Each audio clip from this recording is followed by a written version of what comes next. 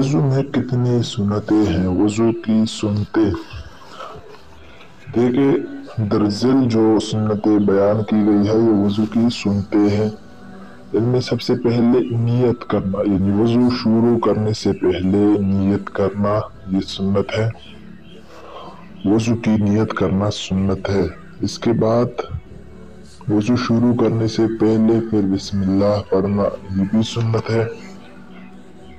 फिर पहले 3 बार दोनों हाथ गठ्ठों तक धोना, फिर मसवाक करना, 3 बार कुली करना, 3 बार नाक में पानी डालना, दाढ़ी का खिलाल करना। खिलाल कहते हैं कि तर उंगलियों को, गीली उंगलियों को दाढ़ी में हरकत देना या दाढ़ी में मारना। हाथ पाँव की उंगलियों का खिलाल करना। हर उज़ू को 3 बार धोना, 1 बार तमाम सर का मसह करना, दोनों कानों का मसह करना। तरतीब से वज़ू करना।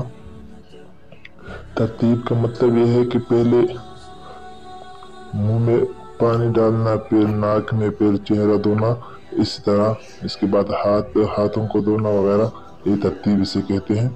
बेदर पे वज़ू करना कि एक वज़ू खुश्क ना होने पाए कि दूसरा धो ले, इसे बेदर पे वज़ू कहते हैं।